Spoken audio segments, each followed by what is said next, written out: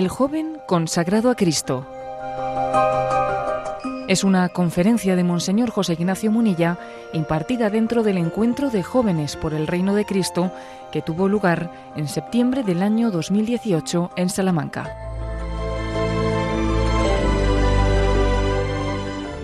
El joven consagrado a Cristo.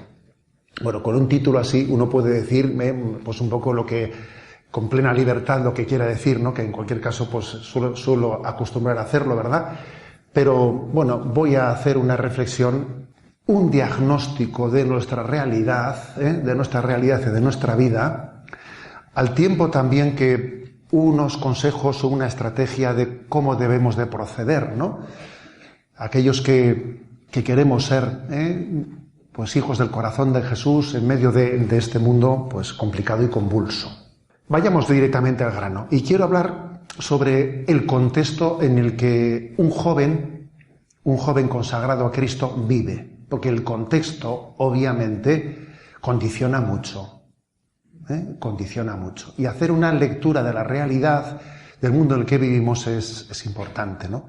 Nos impresiona el contexto de la crisis en la que estamos insertos, ¿no? ¿Cómo está el mundo? ¿Cómo está el mundo? Sí, la cosa está complicada. Bien es cierto que no soy yo el primero que digo esto en el año 2018, ¿sabes? Porque coges tú las obras de Santa Teresa de Jesús y dice, estás el mundo ardiendo, quieren volver a crucificar a Jesucristo. Entonces, a ver, lo decía Santa Teresa en aquel momento de la Reforma Luterana, cuando veía que Europa se rompía con Lutero, etcétera, y dijo aquella frase, estás el mundo ardiendo.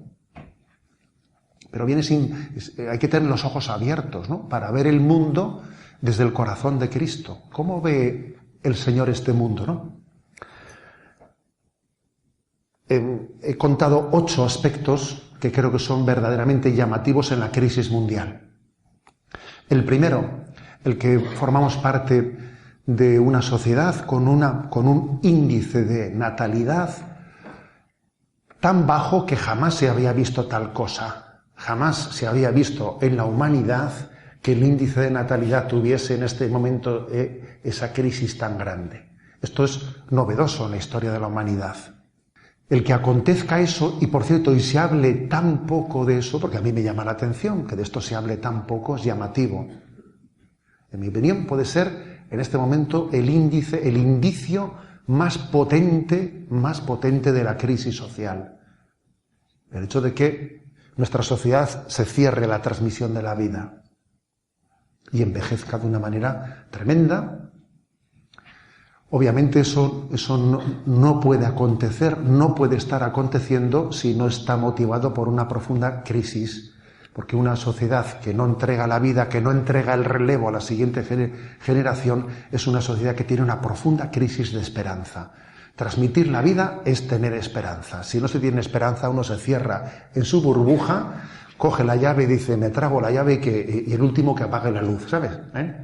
Entonces, detrás de esta crisis de natalidad existe esa crisis de esperanza. Eso es un indicio. La clase política no es consciente de eso, entre otras cosas porque los políticos viven en una perspectiva de 4 años, que es cuando les tienen que volver a reelegir. Entonces tienen que hacer cosas que dentro de 4 años se puedan ver. ¿Qué puente puedo construir yo y qué carretera puedo hacer que dentro de 4 años yo pueda esgrimir para ser reelegido? Claro, hablar del índice de natalidad, eso dentro de 4 años no tiene ningún tipo de perspectiva. Claro, es que nadie afronta el tema, nadie se lo toma en serio.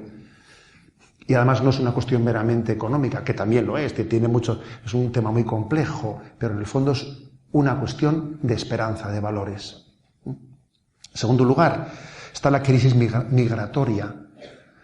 La crisis migratoria jamás también, esto es otro, en las dimensiones en las que lo vivimos actualmente, jamás había acontecido que hubiese tal número de desplazamientos. Es imposible ponerle puertas al campo.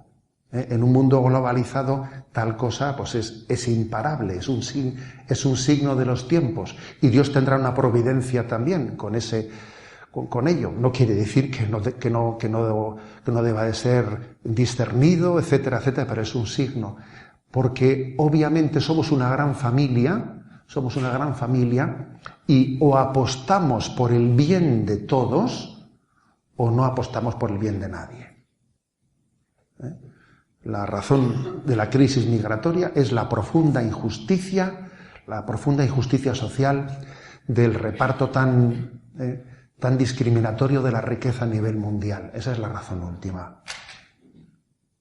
Y eso va a configurar, además coincide esto segundo con lo primero. Claro, esa crisis de natalidad unida a esto segundo, pues claro, las dos cosas se sobreponen la una a la otra.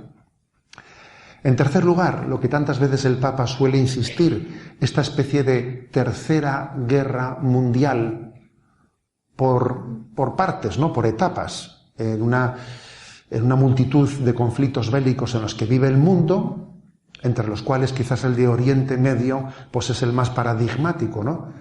Ese conflicto en Oriente Medio, esa intervención de Occidente tan desastrosa en materia de política internacional, esa especie de reedición de la Guerra Fría entre Estados Unidos y Rusia, que de nuevo, cuando pensábamos que eso ya estaba superado, vuelve a aparecer de nuevo, pues marca los signos de los tiempos.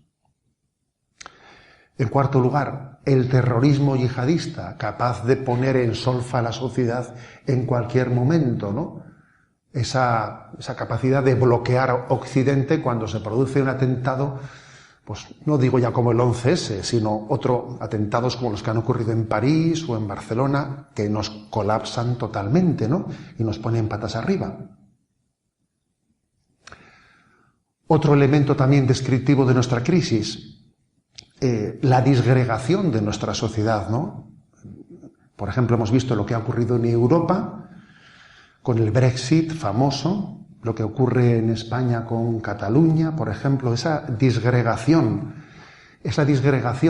de los proyectos que se habían vivido en común por motivo de que cuando se pierde el alma espiritual, que es la que había aunado pues un proyecto, pues nos disgregamos. Es que Europa tenía el cristianismo como eje de vertebrador e integrador. Europa nació como un proyecto que tenía un alma cristiana. Claro, se pierde el alma cristiana y entonces, pues es que, ¿qué es lo que nos une? Nos une, uno hace un cálculo y me dice, a mí me sale más económico salirme fuera. Pues ya está, es que si nos convertimos en un supermercado y dejamos de tener un alma, pues entonces ese proyecto común nadie está comprometido con él.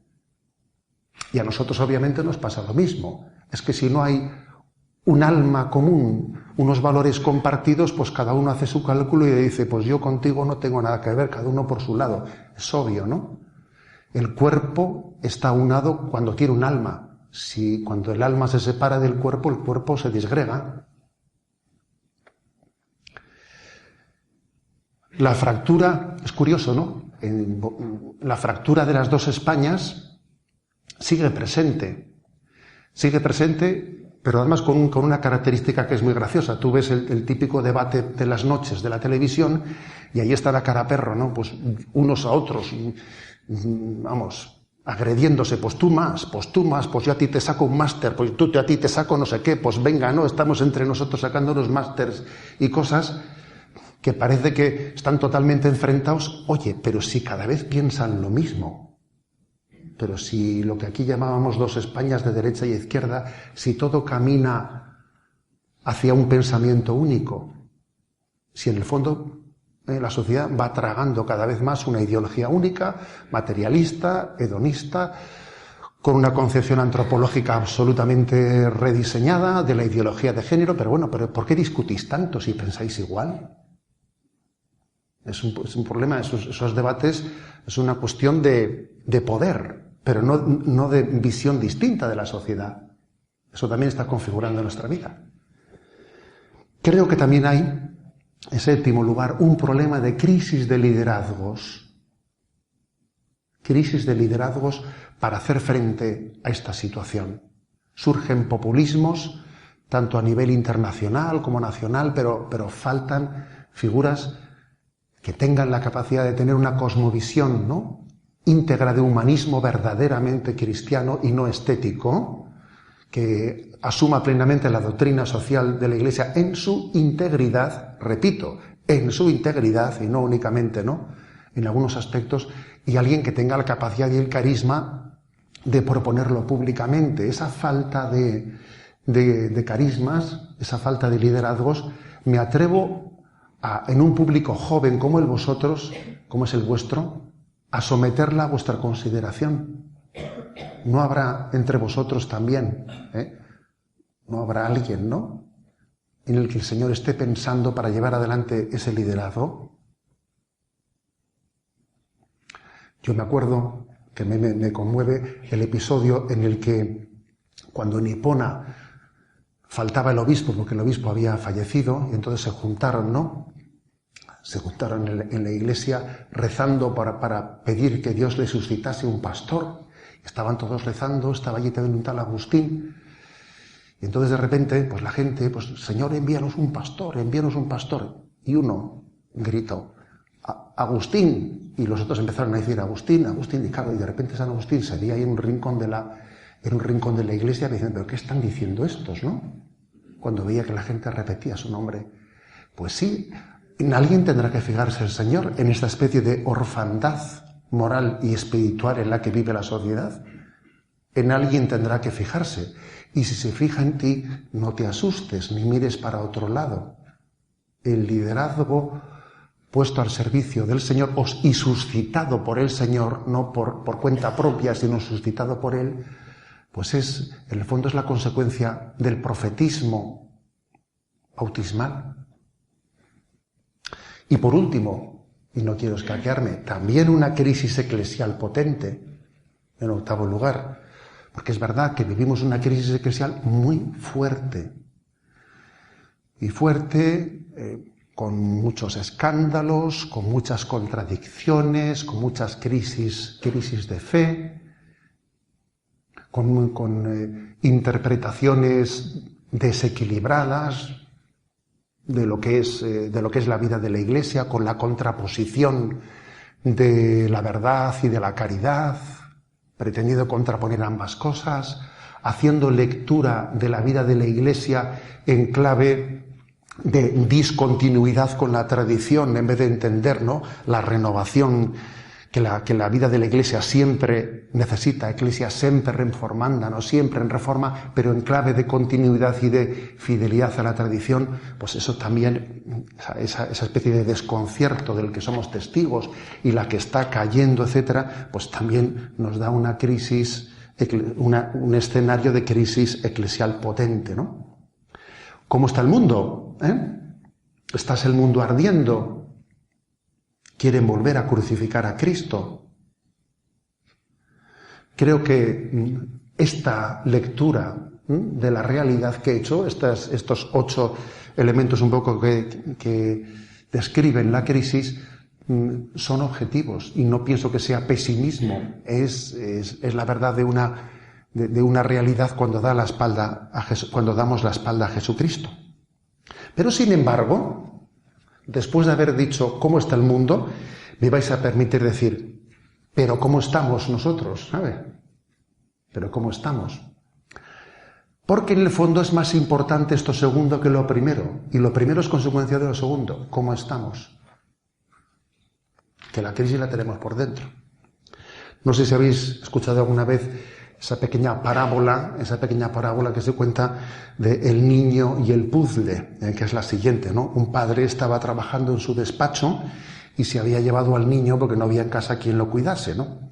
Claro, y el niño molestando y el padre decía, a ver qué hago yo con el niño para que me deje trabajar un rato largo y no moleste mucho. Y entonces se le ocurrió, para entretenerlo, arrancó de una revista la fotografía de un mapamundi grande que había. Entonces, con una tijera entrecortó todo como si fuese un puzzle, ¿no?, todo el mapa mundi, y lo recortó en pedacitos, y le dijo al niño, toma, haz un puzzle con esto.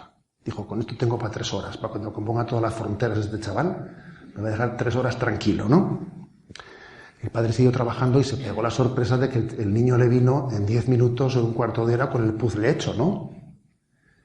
Y dice, ya está, papá. Y dice, pero ¿cómo lo has hecho? Le dice asombrado, ¿no? Es que por detrás aparecía la foto de un hombre, reconstruí el hombre y quedó arreglado el mundo, ¿sabes? Bueno, es una pequeña metáfora, ¿no? Una pequeña metáfora con la que se quiere subrayar. Es más importante, o sea, es clave que no nos limitemos, porque hay gente que le gusta pues eso, ¿no? Debatir en tertulias de cómo está el mundo, ¿eh? Hay gente que es especialista en hacer tertulias, sobre, vamos a hacer aquí, pues un diálogo sobre, pues eso, hablando del mundo como quien ve la escena detrás del cristal, como si tu crisis interior no fuese la causante de lo que acontece en el mundo. Claro, ese es el gran error, ¿no? Entonces, ¿cuál es la descripción que me parece a mí, ¿no? O sea, brevemente hecha de esa crisis interior en nosotros, de cómo estamos, que me permito hacer? Creo que si miramos la generación vuestra, ¿no? Quizás no haya tanta diferencia entre el mundo joven, adolescente, universitario y adulto incluso. Nuestro mundo se caracteriza por no tener grandes diferencias entre las distintas generaciones. Pero bueno, me refiero específicamente más al mundo joven, ¿no? Creo que se caracteriza, ¿no?, nuestro momento por una crisis interior que padece muchos miedos e inseguridades. Sí, nuestra cultura, nuestros jóvenes, nosotros tenemos muchos miedos e inseguridades que se ocultan debajo de una frivolidad. Hay mucha frivolidad, pero que lo oculta el miedo y la inseguridad. Este triunfo de la cultura de los youtubers, el hecho de que hoy en día, pues por ejemplo, los jóvenes, la prensa nadie compra el periódico, tú sabes, ¿no? El periódico, ¿Qué periódico ni qué historias? Yo sigo a un youtuber, yo qué sé, ¿no? O las redes sociales vividas como un escaparate frívolo a modo del Gran Hermano, que uno está viendo la vida de los demás, curioseándola, ¿no?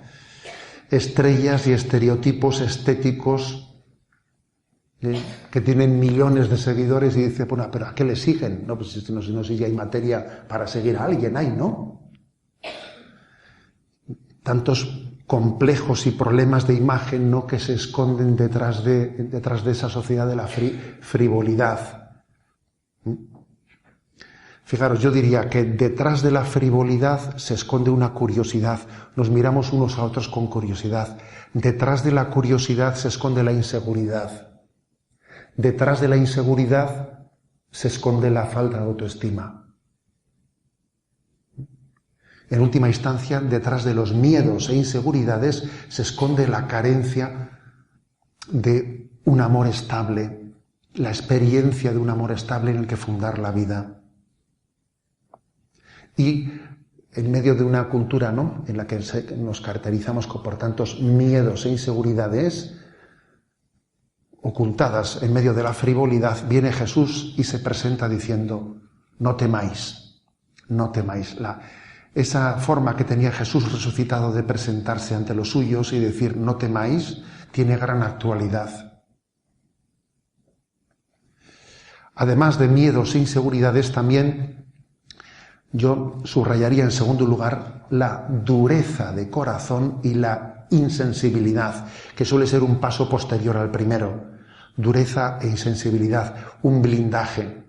Se trata de una huida hacia adelante, de hacernos los duros, de la agresividad, de decir, bueno, como conmigo han jugado, yo ahora, ya vas a ver tú, jugaron conmigo, me hirieron en mi inocencia, ¿no? Y ahora que yo he sido un abusado, ahora voy a ser yo el abusador, ahora yo voy a ser el que haga daño a los demás, ahora voy a ser yo el que pise a los demás, ¿no? Y hay mucha agresividad de nuestra sociedad. Y hay mucha ideologización, pues que se esconde detrás, o sea, que en el fondo justifica, ¿no? Justifica ese estar interiormente quemado. A ver, hay mucha gente quemada que justifica ideológicamente esa quemazón que tiene. Pero todos esos ideales, supuestos ideales, lo que hacen es dar un marco teórico a la quemada que llevas dentro, que estás quemado, macho, Te has quemado y ahora sacas una bandera. La bandera no explica tu quemazón. Tú estabas quemado antes y has sacado una ideología para justificarlo. Es una huida para adelante, ¿no? Entonces, por una parte vemos miedos e inseguridades, pero vemos también mucho odio, mucho rencor, mucha agresividad, ¿no? Mucha fobia. Hay muchas fobias, ¿no? Pero claro, la primera víctima del odio, ¿quién suele ser? Pues uno mismo. La primera víctima del odio es uno mismo, que se autoenvenena y se hace un daño tremendo y no es feliz, porque hemos sido creados para amar. Y cuando uno odia, está quemado, ¿no? Y además, por muy duros que seamos, solemos tener, gracias a Dios, ¿no?, pues voces del espíritu que no llegamos a callar, que no las acallas. Y entonces también en nosotros hay valores y suele haber grandes contradicciones, ¿no?, en personas que tienen este mensaje de odio, pero sin embargo tienen muchísimos resquicios, porque es imposible acallar la voz del espíritu, que en ellos también desean el bien. ¿Cómo no van a desear el bien en tantas cosas, aunque sean unos quemados? Entonces viene Jesús y te dice, amaos. Y te dice, déjate de historias, déjate de ideologías, amaos. Amaos. Y eso a veces suele ocurrir, ¿sabéis cuándo? Cuando en la vida ha venido el sufrimiento, pero el sufrimiento tuyo, no el sufrimiento tuyo personal en tu familia. Y entonces cuando allí donde hay sufrimiento, se suele pisar un terreno sagrado, en el que el corazón endurecido se puede ablandar. Jesús te dice, amaos.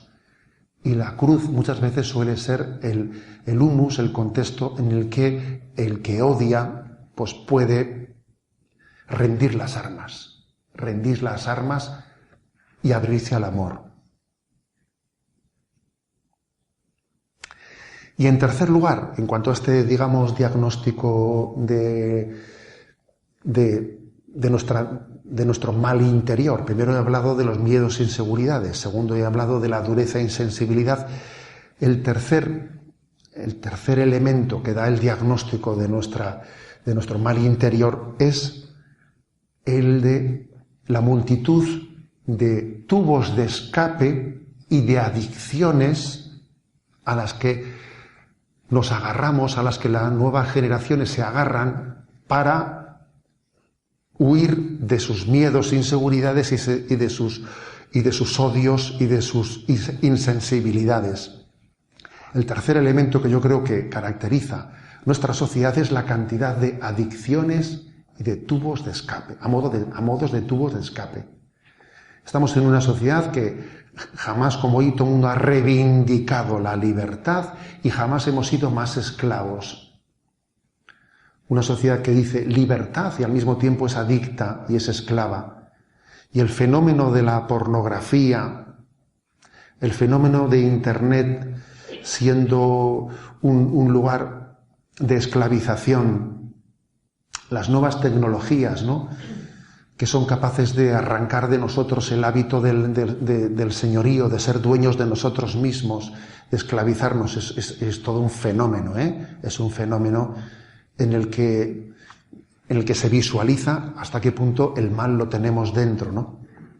El padre Mendizábal, ¿no?, al cual tantas cosas recordamos de él. Yo recuerdo haberle escuchado decir de las nuevas tecnologías que son un buen siervo, pero un malísimo señor. Decía él eso. Son un buen siervo, pero un malísimo señor.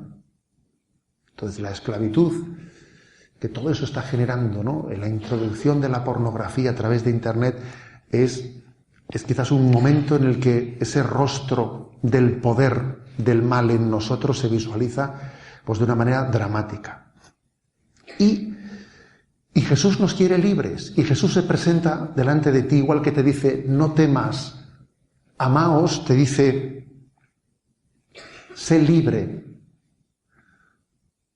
Con la libertad de los hijos de Dios hemos sido liberados, ¿no?, al precio de la sangre de Cristo. Y Cristo nos quiere libres, y quiere que compartamos su señorío. Jesús es el Señor. Y nosotros estamos llamados a compartir su señorío. No vale decir Jesús es Señor, es que yo participo de su señorío. Entonces, hemos comenzado diciendo, ¿cómo está el mundo? ¿Cómo estamos por dentro, no?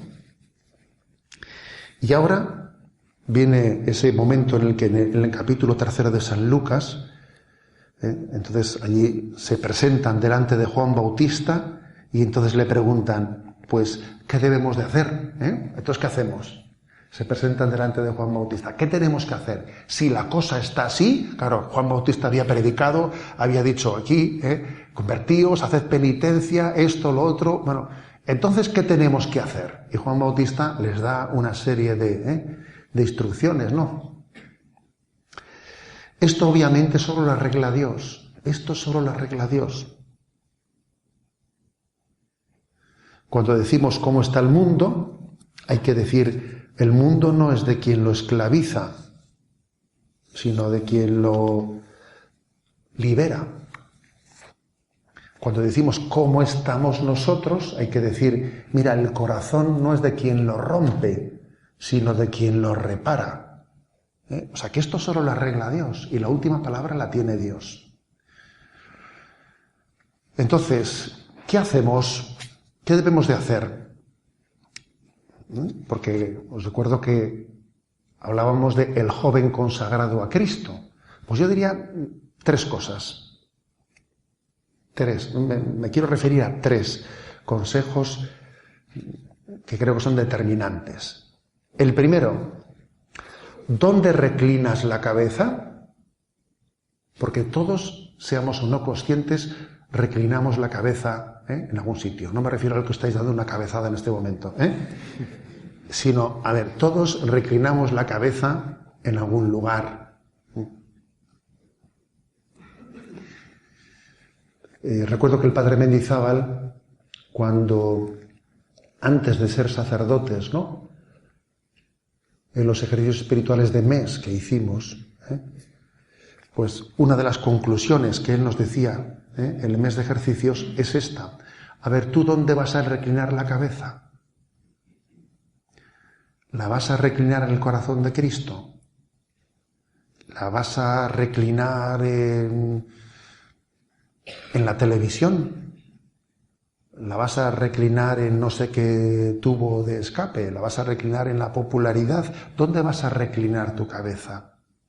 Y recuerdo, que es algo que se me quedó profundamente marcado, que él nos decía que le parecía importantísimo que un sacerdote que se iba a ordenar sacerdote, o sea, un joven que estaba a punto de ordenarse y que llegaba a una parroquia, hiciese de aquel lugar, ¿no?, aquel choco, como decimos ahí, ¿no?, en el País Vasco, aquel rincón delante del sagrario, el lugar en el que estuviese más cómodo, el lugar de tu descanso, en el que tú reclinas la cabeza. Me acuerdo que nos decía, qué peligroso si tu lugar más cómodo es delante de la televisión. Tú tienes que conseguir que ese estar delante del Señor sea el lugar al que vas a gusto a descansar, como Jesús iría pues a casa de Betania diciendo que a gusto voy a estar allí, ¿no? ¿Cuál es mi lugar de descanso? Tú pon, me acuerdo que nos decía, tú pon tu sillón más cómodo delante del sagrario, vamos, para que ese sea el sitio en el que vayas a descansar más a gusto. ¿Dónde reclinas tu cabeza? Recientemente, la semana pasada, el Papa, en un encuentro con los obispos, con los nuevos obispos, les decía, ante el ataque del gran acusador, ¿dónde hallamos nuestro consuelo? ¿Tú dónde buscas tu consuelo? ¿Dónde está tu consuelo? Entonces él insistía, ¿no?, dirigiéndose a los obispos, pero ojo, os lo digo yo a vosotros porque esto, como podéis imaginar, no es una materia que sea para un estado determinado de vida. ¿Tú dónde hallas tu consuelo? Y él decía, mi consuelo está en verle a Jesús en esa oración sacerdotal de después de la última cena, en la que Jesús reza al Padre por mí. O sea, Juan, después de haber reclinado la cabeza en el costado de Jesús, observa cómo Jesús, en ese discurso, ¿no?, en esa oración sacerdotal que sigue a la última cena, ve cómo Jesús está orando al Padre por nosotros, ¿no? reza al Padre por mí y le dice: Padre, te pido por ellos, para que no se pierda ninguno de los que tú me has encomendado. Y es como si Jesús lucha, ¿no? Como un león por sus cachorros, para que no se pierda ninguno de ellos. Y dice: además también te pido por los que a través de ellos creerán, para que todos sean hijos tuyos. Es una gran pelea en la que Jesús está orando al Padre, pues por nosotros, ¿no? Y ese es tu gran consuelo. Tu gran consuelo es ver que Jesús te presenta a ti delante del Padre. Y no solamente eso, ¿no? Sino que yo me uno a esa oración de Jesús y participo del celo de Cristo que ruega al Padre para que no se pierda ninguno de los que han sido encomendados. Es una gran batalla. Entonces dice el Papa, ¿no? A ver, ¿tú dónde hallas tu consuelo? ¿Dónde tienes tu consuelo? ¿Dónde descansas? Yo sé que en muchos lugares se ha extendido las capillas de la adoración perpetua, que son una gran oportunidad, ¿eh? Las capillas de la adoración perpetua son una gran oportunidad de aprender a descansar en el corazón de Cristo. Este es el lugar de mi consuelo, es el lugar de mi descanso. En segundo lugar, el primero, ¿dónde reclinas la cabeza, no? En segundo lugar, también se lo decía el Papa a los obispos, ¿no? Y como veis, pues yo os lo digo a vosotros, porque creo que estamos en las mismas. Les decía, en segundo lugar, humildad de sabernos llamados, de sabernos elegidos. Para ser efectivo en esta vida es imprescindible ser humilde. De lo contrario es imposible que Dios te bendiga. Es imposible que seas fecundo en esta vida, que las cosas las realices pues de una manera en la que te sientas bendecido por Dios en todas las cosas que hagas, ¿no?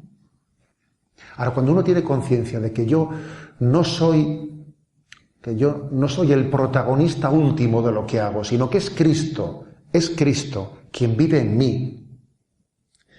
Y si yo estoy hablando ahora, a ver, aquí José Ignacio importa poco, importa que sea Jesús el que se pueda servir de mí. Y si tú estudias, a ver, no eres tú el que estás buscando no sé qué, es Jesús el que quiere servirse de ti, de tu estudio, para el día de mañana hacer de ti lo que tú no sabes qué.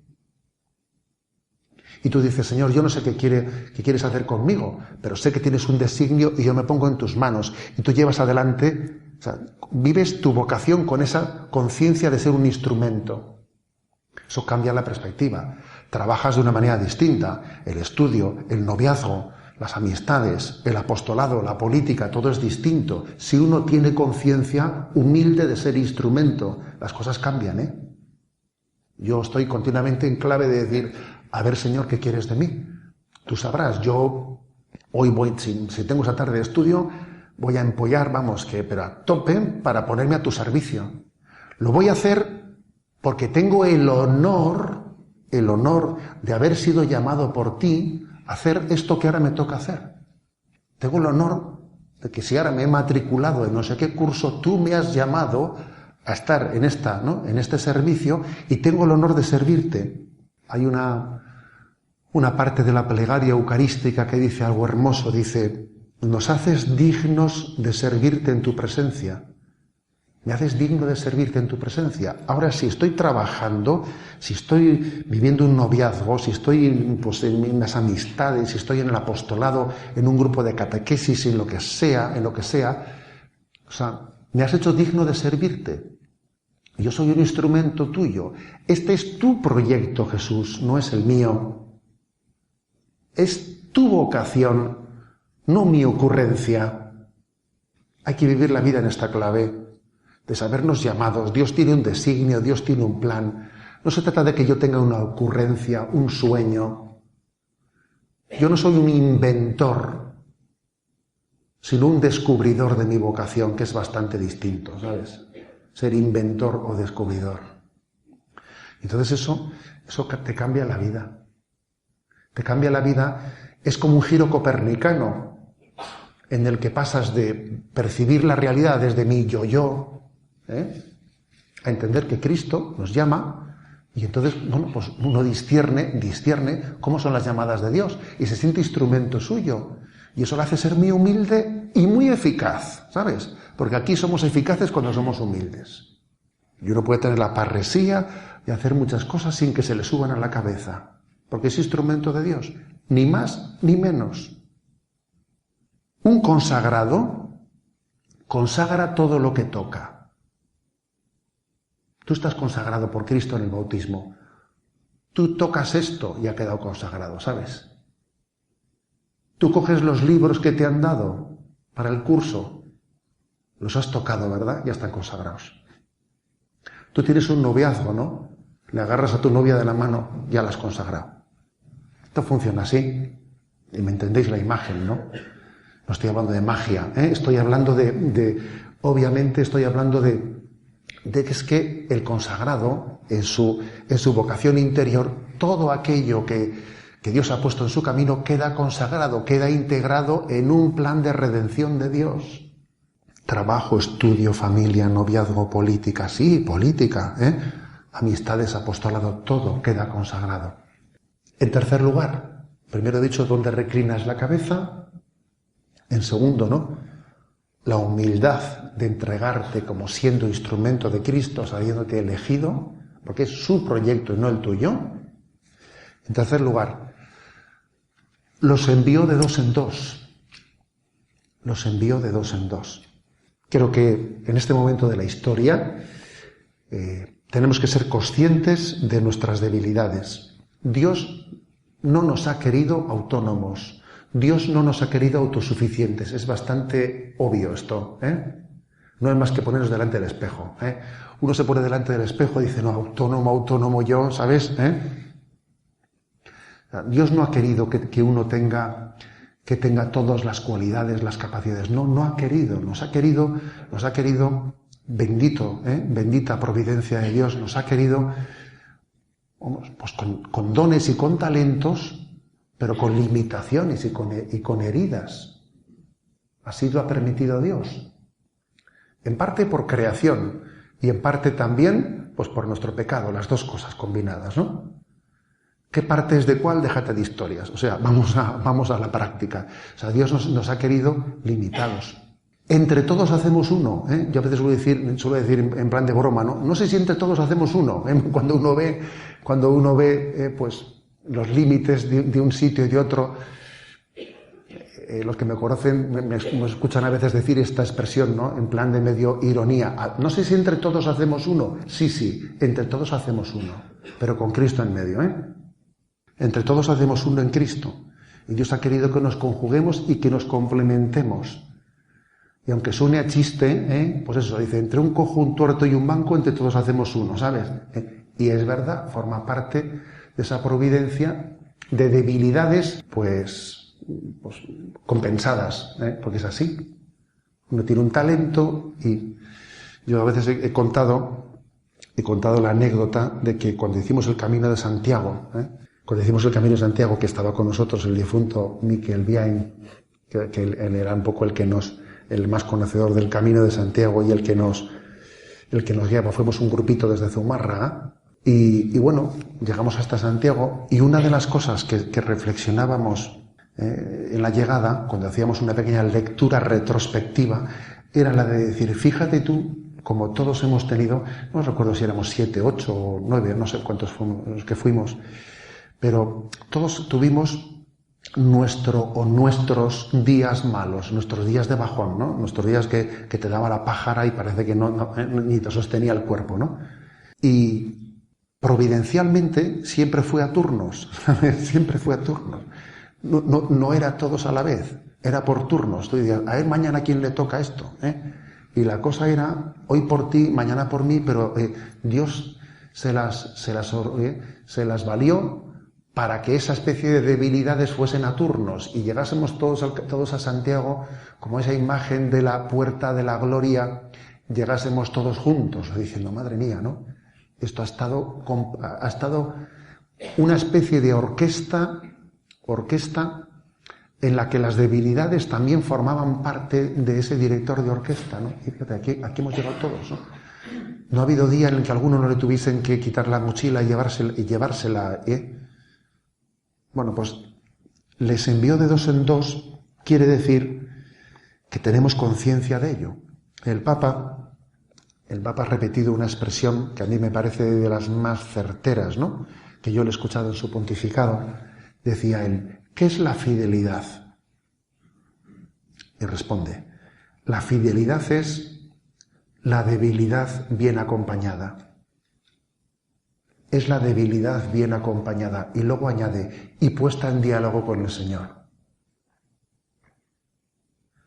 La fidelidad es la debilidad bien acompañada y puesta en diálogo con el Señor. Por eso les envió de dos en dos. Por eso creo que una clave de nuestro tiempo, pues, es el acompañamiento espiritual.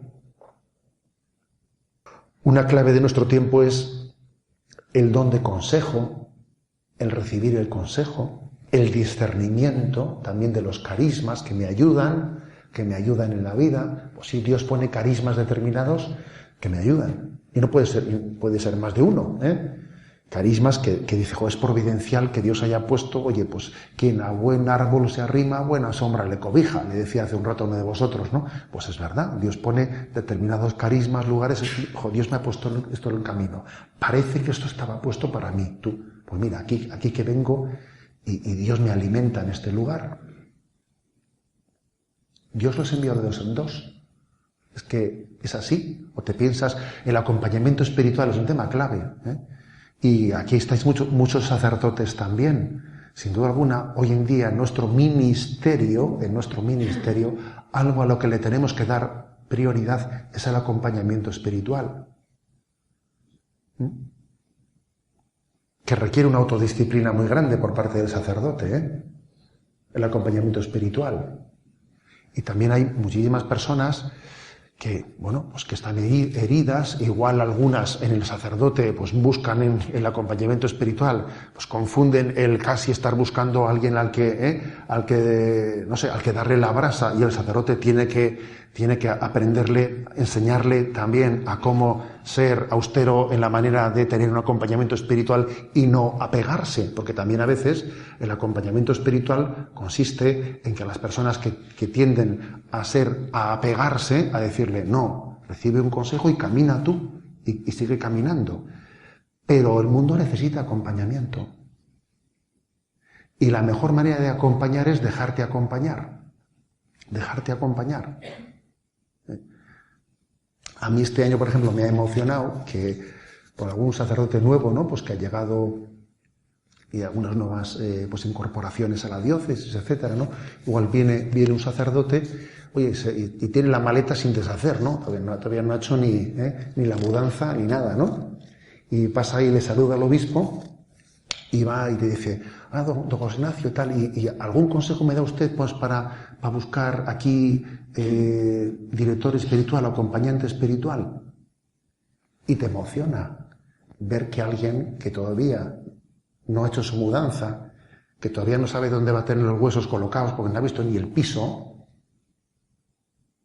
lo primero que te pregunte es dónde puede descansar su alma. Y dice uno: esto pinta bien, ¿sabes? ¿No? Pinta bien que alguien te haga esa pregunta de esa manera, ¿no? Dice: es que las cosas son así. Es que las cosas son así. Se va alguno a Erasmus, ¿no? Se va al Erasmus a ver el piso, a ver dónde vive, a ver no sé qué, a ver lo otro. ¿Y no has pensado dónde vas a reclinar tu alma? O sea, has estado buscando por internet no sé cuántas cosas y no se te ha ocurrido pensar en clave: a ver, yo dónde voy con quién me va a acompañar, con quién. O sea, ¿eso no se te ha ocurrido pensarlo? Pues de internet también ya funciona para eso, ¿eh? O sea, que puestos a buscar, uno busca lo que quiere buscar, ¿eh? Lo que quiere buscar. Es que esa pregunta es muy clave. El Señor les envió de dos en dos. Si eso uno no le tiene en cuenta. Yo conozco gente que ha tenido este elemento, lo ha tenido totalmente en cuenta a la hora de decidir incluso destinos laborales. ¿Qué pasa? ¿Que eso no hay que tenerlo en cuenta? Claro que hay que tenerlo en cuenta. Será como un elemento más, ¿no?, a discernir. Bueno, los envío de dos en dos. Entonces, estas tres preguntas, estas tres claves, ¿no? ¿Dónde reclinas tu cabeza? La segunda, la de ser consciente, de ser instrumento humilde de un Señor que nos ha dado una vocación y que somos instrumentos suyos, ¿no? La conciencia de ser consagrado instrumento del Señor y por lo tanto llamado a consagrar todo aquello, ¿no?, que nos rodea. Y en tercer lugar, ¿no?, la conciencia de que Dios nos ha querido ser enviados de dos en dos y que eso forme parte de nuestra santificación y de nuestro estilo de hacer las cosas, de que no nos creemos supermanes, no nos creemos autónomos, somos conscientes de que Dios ha querido que conformemos ese misterio de la Iglesia, pues vivido no solo como en la gran medida, sino en la pequeña experiencia de mi vivencia eclesial, desde mi acompañamiento, desde las personas con las que me encuentro, esa conciencia de familia en la que hemos crecido. Estos tres elementos creo que son un poco los que más son la respuesta a cómo está el mundo y a cómo estoy yo. Porque estos tres elementos son cómo nos ve el Señor y por qué camino en concreto el Señor ha pensado la restauración de tu vida.